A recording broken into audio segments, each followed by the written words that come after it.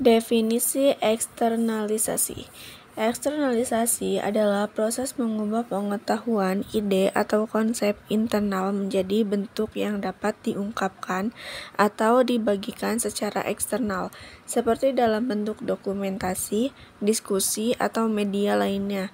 Dalam konteks manajemen pengetahuan, eksternalisasi membantu mengartikulasikan pengetahuan individu atau kelompok sehingga dapat diakses dan dimanfaatkan bersama dalam suatu organisasi.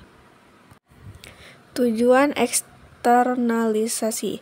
Tujuan dari eksternalisasi dalam konteks manajemen pengetahuan antara lain: 1. Pemahaman bersama, menciptakan pemahaman bersama di antara anggota tim atau dalam organisasi terkait dengan pengetahuan tertentu.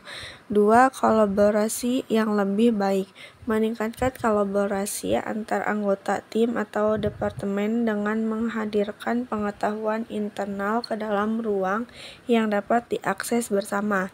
3. Efisiensi operasional, mempercepat proses pengambilan keputusan dan operasional dengan menjadikan pengetahuan lebih mudah diakses dan digunakan oleh anggota organisasi. 4. Inovasi, mendorong inovasi dengan memfasilitasi pertukaran ide dan pengetahuan yang dapat memicu gagasan baru atau pendekatan kreatif. 5.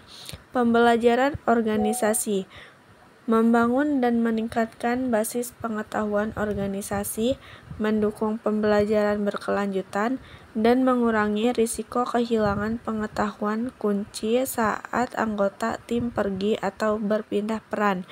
Melalui mencapai tujuan-tujuan ini, eksternalisasi membantu menciptakan lingkungan yang mempromosikan pertukaran pengetahuan dan kolaborasi yang efektif dalam sebuah organisasi.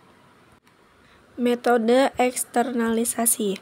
Beberapa metode umum yang digunakan dalam proses eksternalisasi pengetahuan melibatkan diskusi dan kolaborasi tim, mendorong pertemuan tim, workshop, atau forum diskusi untuk memfasilitasi pembagian ide dan pengetahuan antar anggota tim.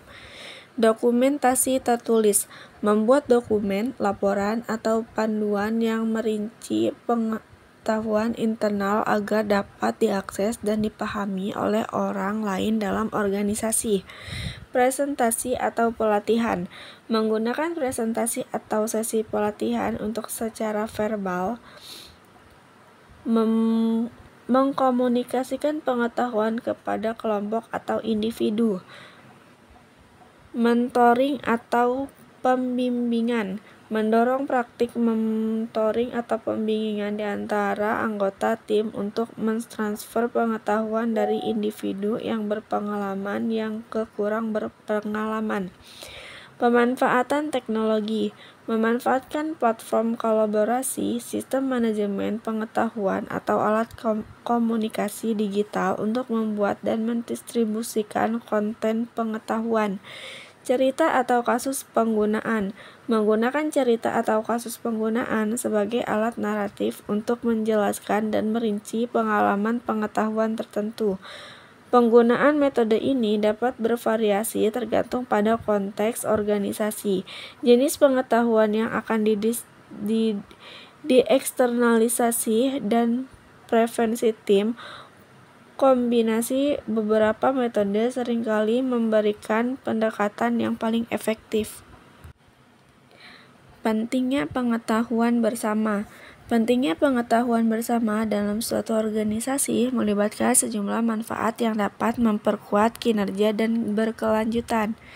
Yang pertama, kolaborasi efektif. Kedua, inovasi. 3, resiliensi organisasi. Keempat, pembelajaran organisasi. 5, efisiensi operasional.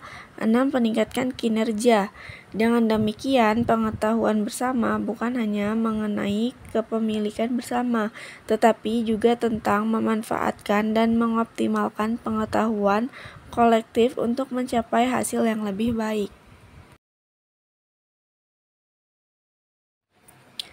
Teknologi mendukung eksternal.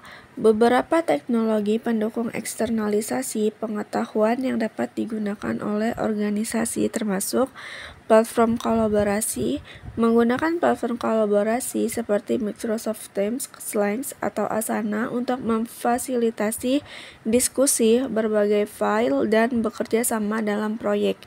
Sistem manajemen pengetahuan KMS mengimplementasikan sistem manajemen pengetahuan seperti Confluence, SharePoint, atau MediaWiki untuk menyimpan, mengelola, dan mengakses dokumen dan pengetahuan secara terpusat. Alat perbincangan virtual memanfaatkan alat pembincangan virtual seperti Zoom, Microsoft Teams, atau Google Meet untuk menyelenggarakan pertemuan, sesi brainstorming, atau pelatihan secara online. Papan ide digital. Menggunakan papan ide digital seperti Miro atau Mural untuk memfasilitasi sesi brainstorming virtual dan visualisasi konsep. Sistem pelecakan proyek. Mengadopsi alat pelecakan proyek seperti Jira atau Trello untuk mengelola tugas dan proyek secara efisien serta mempertahankan jejak pengetahuan terkait proyek. Pengelolaan pengetahuan berbasis AI. Memanfaatkan solusi berbasis kecerdasan buatan AI untuk menganalisis dan mengelompokkan informasi, membantu dalam pencarian pengetahuan yang lebih efisien seperti Google Cloud Natural Language Processing atau IBM Watson. Pusat pengetahuan virtual Virtual Knowledge Hub membangun portal atau pusat pengetahuan virtual yang menyediakan sumber daya terpusat, panduan, dan video tutorial untuk mempermudah akses dan pembagian pengetahuan. Alat survei dan umpan balik. Menggunakan alat survei seperti SurveyMonkey atau Google Form untuk mengumpulkan umpan balik dari anggota tim terkait proses eksternalisasi dan peningkatan yang mungkin diperlukan.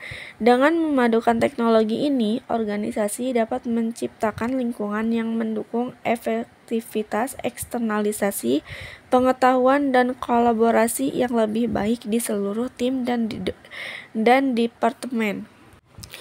Tantangan dan strategi mengatasi tantangan dalam eksternalisasi pengetahuan. Yang pertama, resistensi perubahan. Beberapa anggota tim mungkin menunjukkan resistensi terhadap berbagai pengetahuan atau mengubah cara mereka bekerja. Kedua, ketidakmampuan mengartikulasikan pengetahuan. Tidak semua anggota tim dapat dengan mudah mengartikulasikan pengetahuan internal mereka dengan baik. Yang ketiga, keamanan informasi. Keamanan dan kerahasiaan informasi menjadi keprihatinan saat berbagi pengetahuan, terutama dalam industri yang memiliki regulasi ketat. Tantangan teknologi. Implementasi teknologi baru untuk mendukung eksternalisasi bisa menimbulkan tantangan teknis dan memerlukan waktu adaptasi. Strategi mengatasi tantangan.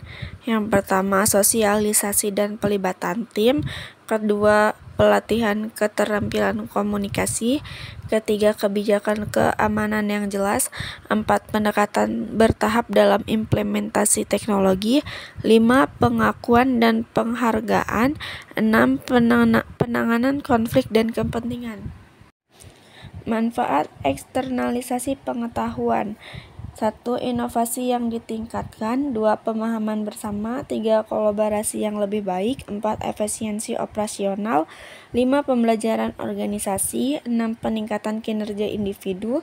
7. Pengelolaan risiko pengetahuan. 8. Fasilitas pengambilan keputusan. 9. Kreativitas dan adaptasi. 10. Peningkatan citra perusahaan. Pengukuran keberhasilan. Pengukuran keberhasilan eksternalisasi pengetahuan. 1. Peningkatan inovasi. 2. Kolaborasi tim. 3. Efisiensi operasional. 4. Peningkatan kinerja proyek. 5. Pengembangan karyawan. 6. Pemanfaatan pengetahuan. 7. Kepuasan anggota tim. 8. Efektivitas platform kolaborasi. 9. Pengenalan produk atau layanan baru. 10. Pertumbuhan keahlian organisasi.